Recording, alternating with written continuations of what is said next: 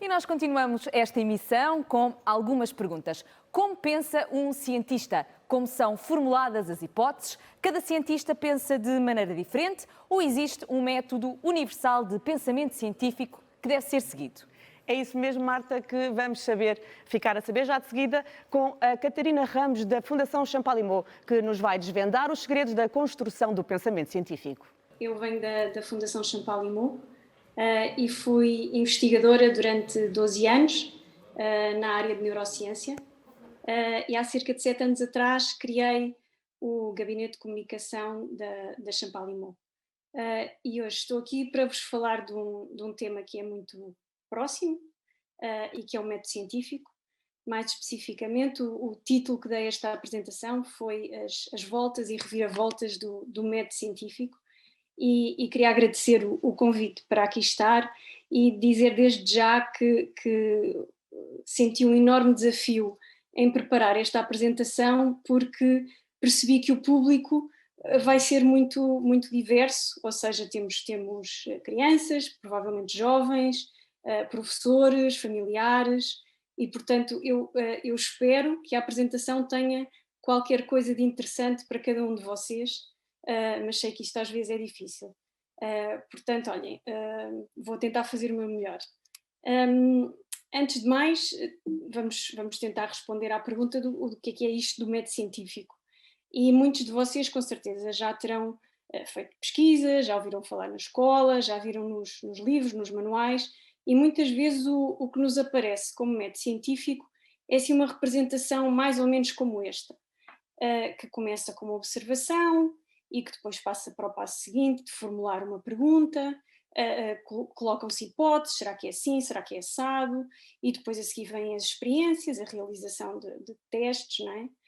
Dos quais saem dados, saem resultados que são depois analisados e por fim são discutidos e são tiradas as devidas conclusões. Mas o que estes esquemas muitas vezes não mostram é que de facto este método não é assim tão linear, não é? E estas passagens não acontecem assim de uma forma tão clara e tão definida, tão simplista. Aquilo que eu vos queria mostrar é na verdade, como é que o método científico acontece na realidade, e se calhar esta é uma representação um bocadinho exagerada, mas posso-vos garantir que é o que acontece nos laboratórios e na vida real, na verdade. E esta é apenas uma escolha de um mapa, neste caso do metro de Londres, mas o importante aqui é mostrar esta questão das iterações, dos loops, do ir para a frente, ir para trás, do se calhar querer ir do ponto A ao ponto B, não é? Por isso é que se apanham os transportes públicos para fazer uma viagem, mas essa viagem não é uma sequência às vezes linear, e às vezes encontramos se calhar uma estação que está fechada, que está em obras e é preciso sair, e se calhar é preciso repensar o percurso e se calhar encontrar formas alternativas de olhar para aquela pergunta. Portanto, na verdade, o método se calhar é um bocadinho mais assim do que uma sequência como nos aparece habitualmente nos livros. Mas então coloca-se a segunda pergunta, que é, mas quantos métodos científicos afinal é que existem, não é? Há estas várias formas alternativas de olhar para o método. Será que há assim muitos métodos ou será que apenas um bocadinho mais assim do que uma sequência? E há uns anos atrás, colegas meus da Fundação, estivemos numa sessão em que o professor António Coutinho, que é um neurologista, dizia, de certa maneira existem todos os métodos científicos. No entanto, todos os cientistas acabam por seguir os mesmos passos e regerem-se pelas mesmas regras fundamentais. Portanto, método há na verdade só um, mas cada um acaba por precisar de o adaptar e de ser capaz de fazer estas várias formas de navegar. Mas e para que é que serve? Não é? Para que é que serve este método? Porque é que o usamos? Se olharmos assim de longe, a uma grande distância, podemos dizer que é para transformar as perguntas, não é? Aquele ponto de partida, em respostas, que é o nosso destino. No entanto, o que acontece entre o ponto A e o ponto B, ou entre as perguntas e as respostas, é todo um percurso que eu agora vos vou falar um bocadinho. Portanto, para chegarmos à produção do conhecimento, e aqui neste gráfico, quando eu refiro incertezas, estamos a falar de incerteza científica, há esta fase em que se está a fazer a investigação, não é? Em que estamos a explorar aquela pergunta ou a tentar encontrar aquela resposta a um problema. E aqui é uma fase em que há muita incerteza. E vocês provavelmente conseguem imaginar que no contexto em que nos encontramos, inúmeros exemplos desta fase, em que um dia se pensa que é de determinada maneira, no dia a seguir vem uma nova publicação que mostra que afinal não é bem assim, e isto é o reflexo do que é a construção, do que é a utilização deste método para chegar a conceitos, para chegar eventualmente a aplicações. Não quer dizer que seja ignorância, de não se saber. O que está a acontecer é que está a ser construído esse conhecimento.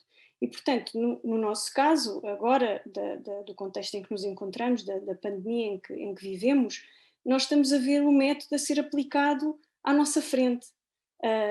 E gostávamos que essa evolução fosse mais rápida, mas a construção do conhecimento é um processo realmente muito lento. E, portanto, dá a sensação que estamos aqui neste turbilhão de informação, que é esta fase do gráfico identificada como investigação. Assim que começam a ser validadas as informações que são publicadas, em que há dados que são replicados em diferentes laboratórios, que há diferentes grupos que chegam a um consenso em relação a determinados dados, começam a emergir conceitos. E é aqui que começa, de certa maneira, o conhecimento a estabilizar. Muitos desses conceitos, muito desse conhecimento, depois pode vir a servir para aplicações práticas e com certeza estarão a pensar, por exemplo, no caso das vacinas, mas qualquer outro exemplo, podemos falar de baterias mais leves ou mais amigas do ambiente. Portanto, o método é a ferramenta que nos permite fazer esta produção de conhecimento. Outro aspecto muito importante para o qual serve o método científico é para unificar o trabalho dos cientistas. No fundo, esta produção de conhecimento não é feita por um ou dois cientistas, é feita por uma comunidade gigante e é importante que todos, lá está, se rejam por umas regras fundamentais. Esta produção acaba por ser contínua, cumulativa, incremental e, portanto, são precisas estas peças todas que têm que se encaixar. E, portanto, os cientistas, ao usarem o método científico, acabam por ter uma base comum para trabalharem. Isso é também importante para facilitar a colaboração. Acho que todos reconhecemos que os problemas e as perguntas que hoje enfrentamos são muito complexas.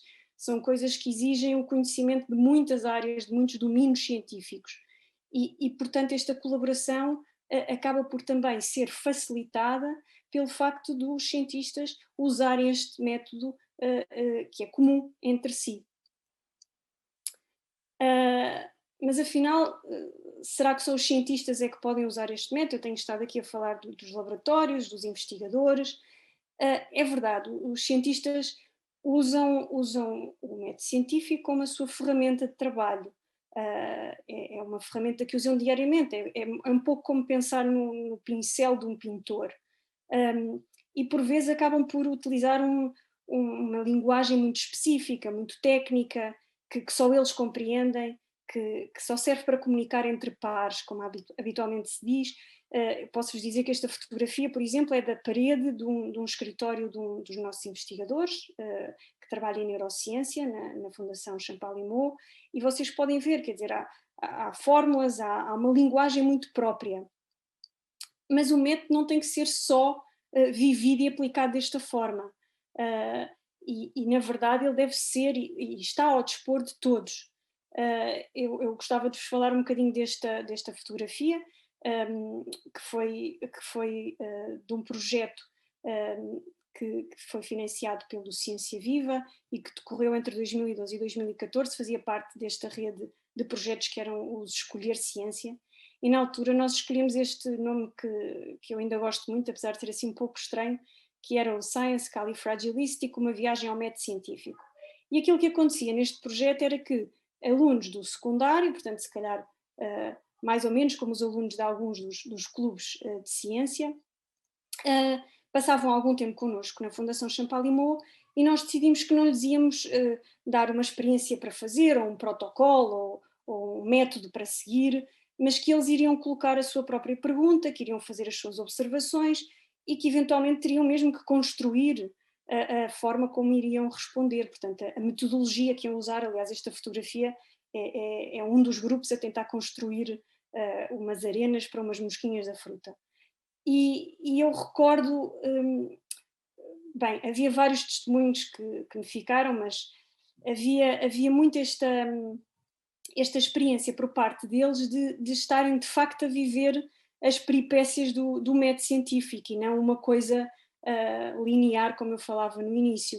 Uma das alunas, por exemplo, dizia: apercebi-me que a formulação das perguntas é muito difícil, escolher a pergunta certa é muito difícil. E é verdade, e no fundo a pergunta acaba por depois definir quase todo o resto da experiência, não é? Da utilização do método. É de facto muito difícil, porque a nossa tendência é fazer perguntas muito grandes, coisas muito difíceis de medir, com muitas variáveis, com muitas possibilidades.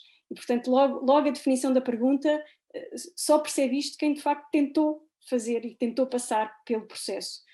E outra dos testemunhos que gostava de deixar aqui foi uma aluna também, na verdade, que dizia: mas vocês falham e voltam a tentar, é incrível, nunca pensei que isto fosse assim. E porquê? Porque muitas vezes, grande parte das vezes na ciência, a história é contada com os sucessos, com os resultados, já só se quer saber a descoberta, não se sabe o processo pelo qual se passou e, portanto, não se conhecem estas iterações. Para terminar, gostava de vos falar de um projeto, este um pouco mais recente, mas que também acaba por ser uma forma de explorar o método científico, que teria todo o gosto de receber o vosso feedback, e que ele próprio foi uma experiência para nós, para a equipa, quase de aplicação do próprio método científico a um projeto de comunicação de ciência. É uma coleção de ciência que se chama Inside the Unknown. Eu vou entrar na página para navegarmos muito rapidamente e vocês ficarem com uma ideia do que é. Portanto, espero que estejam a ver o site neste momento. Ele está disponível em português e em inglês e, no fundo, é uma coleção de projetos de investigação. Neste momento temos 4 projetos, essas 4 caixinhas que vocês aí veem, e a maneira como nós pensamos nesta coleção de ciência, que no fundo é uma apresentação de projetos que estão a decorrer na Fundação Champalimau, foi numa primeira fase de fazer uma exposição. Portanto, a nossa ideia era fazer uma exposição, primeiro com fotografias, pensámos usar os espaços exteriores da Fundação, depois achámos que deveríamos fazer dentro do centro, uma vez que circula muita gente que não faz a menor ideia da investigação que ali se desenvolve, mas depois, por força das circunstâncias, acabámos por ter que repensar o projeto para uma versão online e eu senti um bocado que estava de novo a fazer investigação e a tentar encontrar soluções alternativas e formas de adaptação às condições que me estavam a ser apresentadas. Portanto, foi quase como fazer um bocadinho de ciência neste projeto. E aquilo que acontece é que nós temos, eu pedia para voltarem a colocar o site, só para mostrar um exemplo. Ok, obrigada. Portanto, vamos entrar aqui neste que tem uma mosquinha, que tem o fundo amarelo. E a maneira como estes projetos são apresentados, portanto, a pessoa pode explorar a investigação partindo da pergunta, portanto, no fundo estamos a usar a estrutura do método científico, nós partimos da pergunta, portanto, utilizamos os próprios passos do método como forma de explorar, temos sempre uma animação com ilustração animada que ajuda um pouco a visualizar aquilo que acontece no projeto. Depois temos uma fase da metodologia, em que lá está, explicamos as experiências e alguns dos resultados, e aquilo que eu estava agora a dizer é que normalmente o projeto, apesar de ter algumas conclusões, não é apresentado como algo fechado. E isto também é muito importante no contexto do método científico, que é, muitas vezes estas perguntas levam a outras perguntas. E, portanto, nós sentimos que o final deveria ser dizer, esta parte aqui penso que estarão a ver neste momento, em que dizemos em que ponto é que a investigação está. Ou seja, que é uma coisa que ainda está aberta, que não está fechada e que vai continuar, e para que caminho é que está a seguir.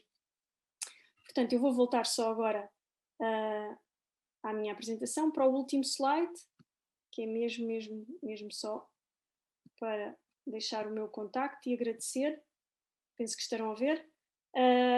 Portanto, espero ter-vos deixado aqui com algumas ideias e comentários sobre o que é isto do método e como é que é aplicá-lo, seja do lado dos cientistas, seja do lado da comunicação ou das escolas, da educação, e teria todo o gosto em receber os vossos contactos, o feedback, o que acharem oportuno através deste e-mail que deixo aqui.